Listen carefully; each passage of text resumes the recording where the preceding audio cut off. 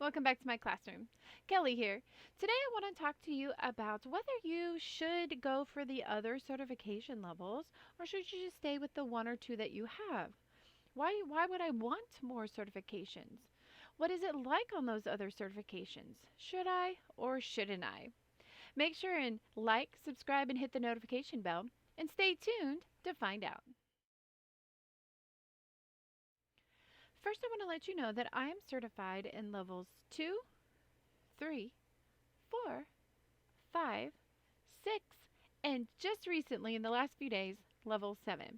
Although I haven't actually taught the level 7 classes yet. So I'm speaking from a little bit of experience and, well, in my measly 8-ish months here. But here's my thinking on the subject. What do you like to teach? As you go up, the curriculum goes up. So if you are happy with the level 2s in saying mom and dad, cat, dog, um, he is thirsty, she is thirsty, those real simple sentences, working on word families, working on letter sounds, if that's your jam, then level 2 is where you probably want to be. Maybe some level 3s, all right? Because level 2 starts off, with that parroting, the parroting, the repeating, um, the copying exactly what you're saying, and then slowly releases, hopefully, so that by the time they get to level 3, they are no longer just repeating what you're saying, that they are hopefully reading. Now, that's a perfect world, of course. So at the beginning of level 3, you're still going to have those level 2-ish kids because they're adjusting to the new curriculum. The new curriculum is there's a lot more reading sometimes. There's more vocabulary, so it takes a little bit of adjustment. And then again slowly releases until it's, more and more on the student throughout that level as well. So what do you like to teach? That's what you have to ask yourself constantly. Um, you think that you are happy where you are? Then stay there. If you are getting good bookings, you're pretty much fully booked. I mean, I know we have some downtimes every once in a while and some weird days and weeks, but for the most part, if you open 10 slots, do they all fill? If they do, then unless you're just tired of what you're teaching, you may not need those other levels. If you're struggling to get bookings, then you might want to look, well, what else do I want to teach? So let's talk about the different levels. If you absolutely love the little kids, you love being super energetic, you love singing, even you don't have to sing well, but you just love to sing. Level 1 is for you. They do take a lot of energy, but they are the cutest. Those are our youngest students at VIPKID, and they are sweet and ready to learn, but because of their age, you have to engage with them. Because just like you can imagine any other 2, 3, 4 year old, they're not necessarily going to stay on the other side of that camera unless you give them a good reason to. You love the preschool, kindergarten age, you're going to love level 1. Level 2 and level 3 is what most people certify for when they interview. That's where they put you usually, not always, but usually. Because that is where most of the kids that sign up at VIPKID are. That's their age range and that's their level, and so that's where the bulk of the students are. But certainly, that is not all of the students. There are needs in other levels as well.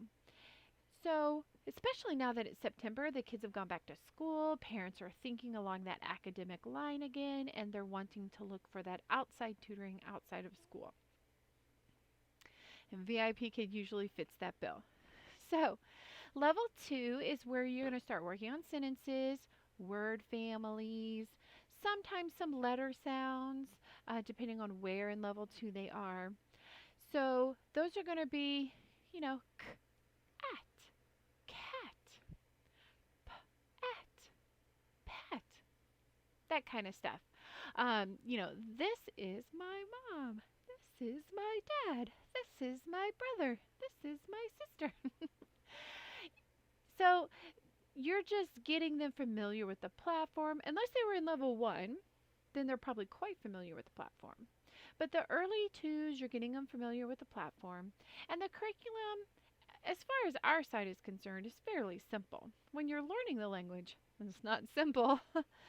So that one is usually, I think, 6 to 8. I could be wrong on exactly the ages, but it's around in there because sometimes you get some really young ones that speak really good English, and so they place them up higher, or sometimes you get some older ones that are placed a little lower because they need to be where their English level is. And you have to adjust accordingly, especially if you have an older one. You need to be able to make it not quite so babyish, you know, um, for the level of material that they're working with. All right, so level 3 would be the next step in the process. Once they complete level 2, they move into level 3. Level 3 gets into more of the grammar, like present progressive and things like that. This would probably be, let's see, our grade equivalent. I would probably say,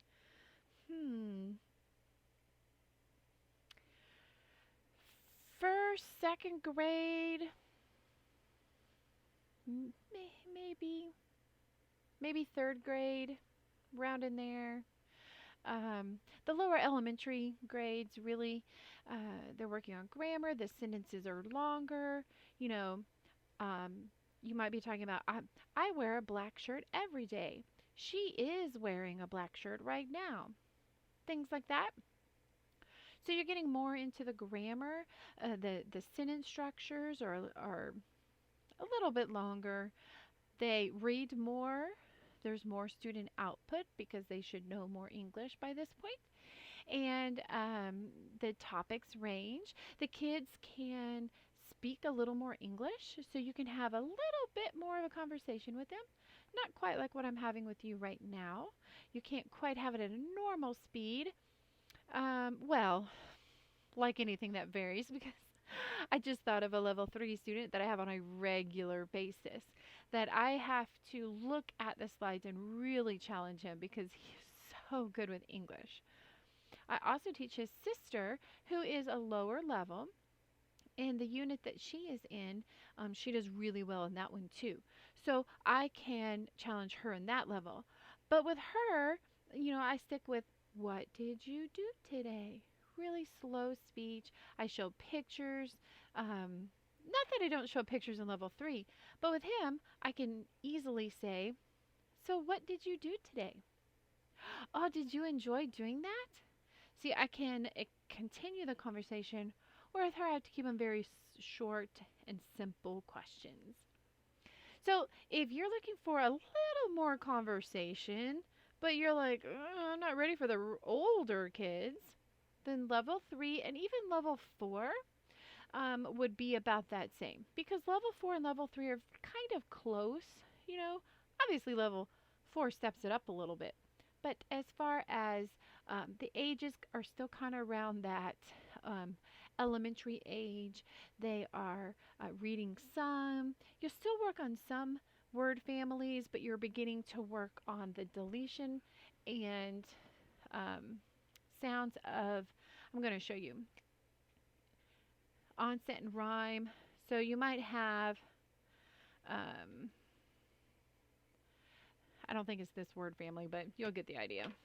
So for example, pat, at, pat, pat, okay? Or at, pat. You know, you're getting into blends. So, you know, you might do brat or flat. You know, you're starting to get into those types of words, and vocabulary gets a little more difficult, obviously, with each one. So if this is something that you're looking for, level 3s and 4s are probably where you want to be. Level 5 and level 6 are the top two ones that I'm most familiar with as far as I've had those certifications for a while. I haven't had too many of them because with summer, I haven't seen too many. But as soon as they have started going back to school, I, I am racking up level 5s and level 6s. And they are so much fun. Now, I don't know how much I have told you in my past videos, but I was a middle school teacher before I stayed home. And so I never thought I'd be a middle school teacher, and yet there I was. And I absolutely loved it. Due to health reasons is why I'm at home, but when I was in the classroom, I really enjoyed it. And you when you're in the 5 and 6, you can actually have like deeper conversations because you want them to think critically. You want to, asking questions in that higher Bloom's taxonomy pyramid steps, whatever it is. You really want them thinking, why? Why? You know, if I said, what is your favorite color? Blue. Well, why is it your favorite color? Now, sometimes even I don't know why, but it makes them kind of think, well, why do I like that color? And we'll have a discussion about it. Getting them talking is what you want. You want to have a conversation. It doesn't have to feel like a lecture or a class. You can just talk about what's on the slides. Yes, you have to complete some of the activities, and you need to make sure they understand the vocabulary, so you're questioning that. But it can be a little more fun. Today I was talking with a level 5, and we were talking about describing the beach, and I was like, do you like to go to the beach? And then she was like, yes. And then we had a deeper conversation about why she likes to go to the beach, what makes it so special. And she was able to use her senses and describe the beach to me as she was talking to me. So it just felt more like, I was like, oh my gosh, 25 minutes is up already. It just felt natural and fun. And I loved a whole bunch of my classes this week. We have just had a hoot this week. But level 5 and 6 are similar. Yes, 6 gets a little more difficult, but I mean similar in age, similar in your interaction. Um, so if you enjoy those middle school or upper elementary, then you might want to take a look at 5 and 6. All right, well, unfortunately, I can't tell you too much about level 7 yet. I have seen some of the curriculum, but I haven't actually taught a class yet. So hopefully I'll be able to come back and update about level 7.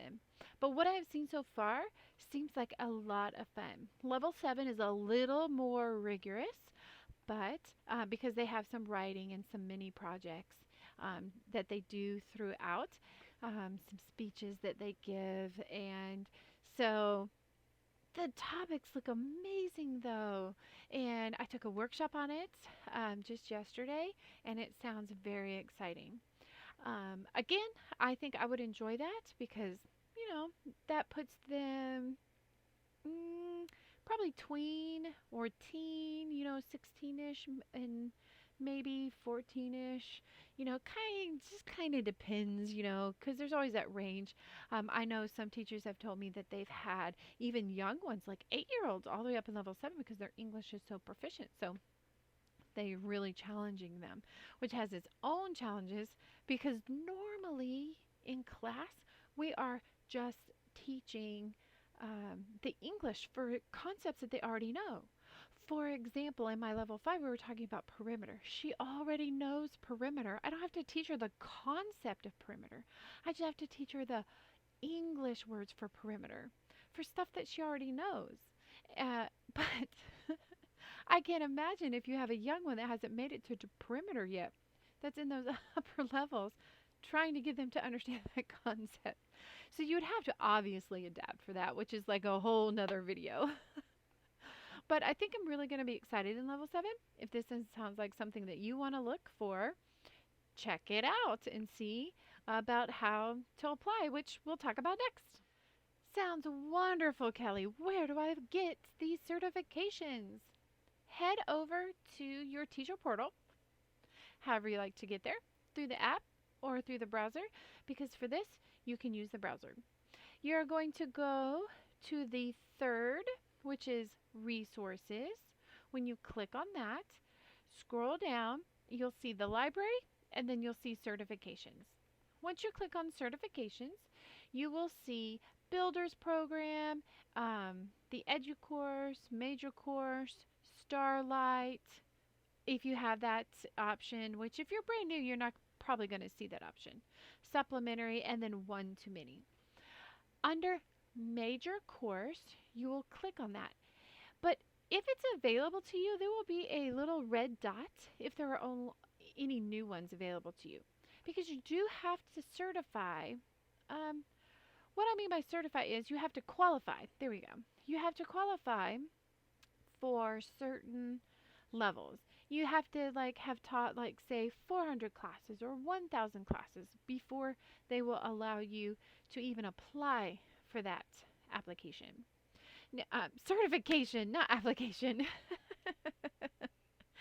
So some of the certifications require a demo. They're recorded, much like what I'm doing now. So it's to nobody but yourself and the camera, and you can record it as much as you need to within I think it's an hour, and then it submits it after that time. And you don't have to keep starting it over. You can just be oh, I need to start again, and then just start again. Many of them don't. There are several of them where you just read through the material, take the quiz, and pass the quiz. So each level is a little bit different. To find out about the levels, you can click on any of the rectangular, and they have the little badge on them that say level 1, level 2, level 3, level 4, and so on. Click on it, and then read through the material or whatever it'll allow you to look at. If you don't qualify for it just yet, you'll know for sure. Scroll all the way to the bottom, and at the bottom you'll see some happy faces, some sad faces. If you don't meet the requirement, you'll get a sad face. For example, maybe your feedback. Especially the upper levels, you have to have a pretty high feedback. So a 4.0 isn't going to necessarily cut it your total average. So you might need a 4.98 or a 5 or so check into that. Or maybe you meet all of that, but you only have 100 classes. You need 400 classes. So just continue to check back. But when it opens, you should get that red dot next to the words major course when you're on that certification page. So that you don't necessarily have to keep checking every single time. But that's where you're going to find the trial certifications. That is where you're going to find all of the certifications available to you. If I've mentioned some today that you don't see on your page, it just may not be available to you yet. So don't panic. If you have any questions, always submit a ticket and they will answer your questions. Leave a comment down below which level or levels is your favorite one to teach, or which one do you really want to teach next that you just stalking it, just you're checking your stats to make sure you've got enough classes, and the second you get them, you're going to jump right on it. Let me know down below in the comments. Now, let's talk about what to do if you don't like the level you're teaching. You just cannot do it anymore. Can you get rid of it? Yes. Your short answer is yes. If you're at a level that you just absolutely cannot stand, you can submit a ticket and ask them to remove that certification. They're going to send you back a message. Oh, but they need you. They will miss you. All that kind of stuff. But you can just say, I understand. I still would like it removed. And they will remove it. That's what I did with my trial certification. You can get it back later. So don't worry about that. I wish there was a feature that we could just... I understand why they don't have the feature. So I do understand that. But I kind of wish I could just pause one of the levels for just a week or two just to kind of get a break from them. And then, of course, that would affect my bookings. I understand that. But sometimes you just need a break from them. It's not that you hate it 100%. You just need I just need I don't know, like I'm tired of the older kids. I need those baby kids or vice versa, you know? So maybe you want to try out the level 1 certification. Try it out. And if it's going well, keep it. If it's not, then submit your ticket and have it removed. I think there is like a waiting period. I can't remember exactly, but I knew I didn't want trials for a while. At that time, it was just too much of a hassle for me. But now that I'm thinking about it, the option is still there. I can still certify in the trial classes if I want. Same thing. If you try at level 1, you get rid of it. And then 2, 3 months later, you're like, you know what? It's not as bad as I thought. I do want to teach them. Then, yes, you still have to go through the certification process again. But, I mean, pros and cons, It's the same thing with any of the levels. Understand, though, that some of those levels don't always have vacancies right when you want them. So even though maybe 3 months down the road, you're like, all right, I'm ready to get level 1 back, but there's no vacancies. So then you're going to have to wait for an opening to apply for it and then go through the certification process again. It's not an automatic recertify. So do understand that part of it. But other than that, theoretically, the more certifications you have, the more you are booked. Theoretically. Because if there aren't any level 2s that are booking, there might be 3, 4, 5, 6. I mean, there's, students in all of the levels. And the more you're able to teach the varying levels, then you're easily booked. Same with supplemental classes. Same thing with those. You can get booked with those, and theoretically, you'll get more bookings. Other than downtimes, for the major holidays, and most recently with the summer break, my bookings were low. They weren't dismal. There was one week that I was a little concerned, but I think it's because I had so many certifications. Because not only do I have 2 through 7, I have several of the supplementary courses as well, like the free talk courses and the grammar courses. And I was just interested in those, and so that's what I did. Right now with September, trials are probably going to be huge. So if you're looking to do that, then you might want to jump on the trial bandwagon and start racking up those sign up bonuses. Thank you for watching today. Don't forget to like, subscribe, and hit the notification bell. You want the notifications. I threw up some surprise videos recently, and you might have missed them. So make sure and hit the bell. Until next time, bye!